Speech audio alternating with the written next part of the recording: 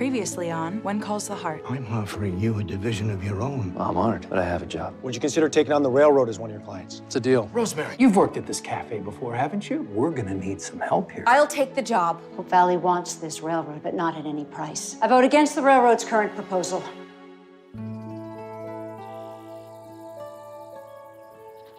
You made the right decision. Half the town agrees with you. Well, the other half's just afraid to lose the railroad. And with good reason. Listen, Abigail, I'm your friend. You know that. But You think I'm making a mistake? bringing a railroad to Hope Valley benefits everybody in the long run. If Jed and a few farmers have to move, maybe that's the price we pay for progress. That's the price they pay. You're making profits. And putting a lot of people to work. What about their homes and their families? Gentlemen, we all want what's best for Hope Valley. Well, let's just hope we get it. Mr. Wyatt, may I have a word? Of course. Thank you. I've been thinking about the town meeting, Mr. Wyatt. Ready to change your mind? Not exactly. Well, then I'm not sure there's much to talk about, so if you'll excuse me. I think we can make a deal if we both compromise a little. Unless you're willing to sell me the land to the south. Please just listen. I know that moving the route will cost the railroad more money, but I can help. And just how do you propose to do that? I propose to sell you the parcel along the northern route at half price.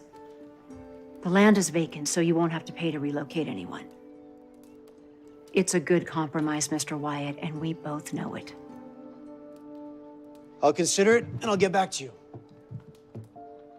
You'll get back to me now. The railroad is good for business here, which is the only reason I'm willing to negotiate. But we can get along just fine without you.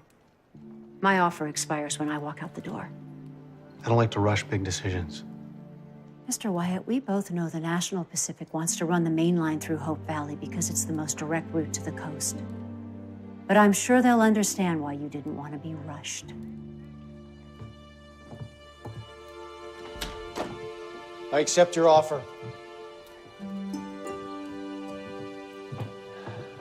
You drive a hard bargain. I'd say it's a fair bargain.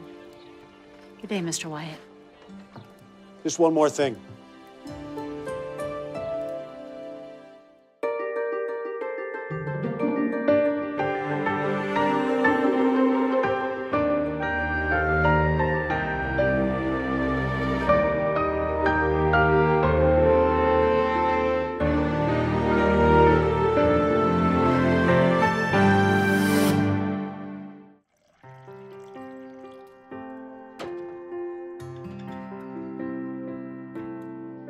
The women of Hope Valley never shy away from a challenge.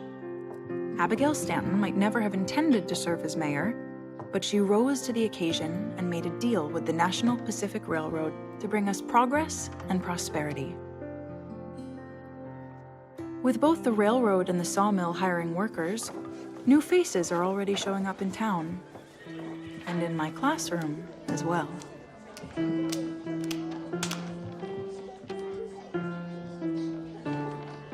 All right, everyone, settle down. Timmy, you can play piano at recess.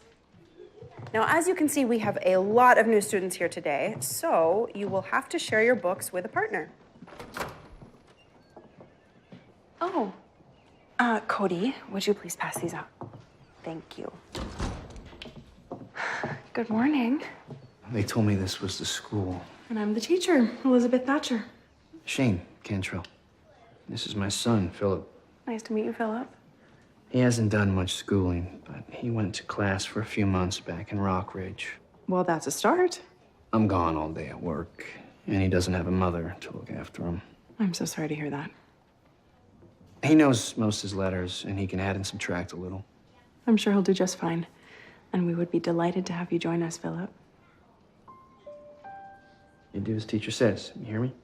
Yes, sir. Thank you, Miss Thatcher. Thatcher. Let's find you a place to sit. It's okay.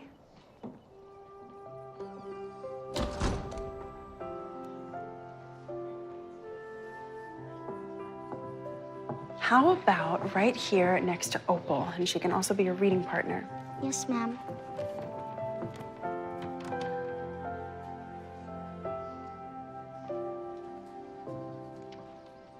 you want to know a secret? The first day of school is hard for everyone. I'll be okay. I know you will.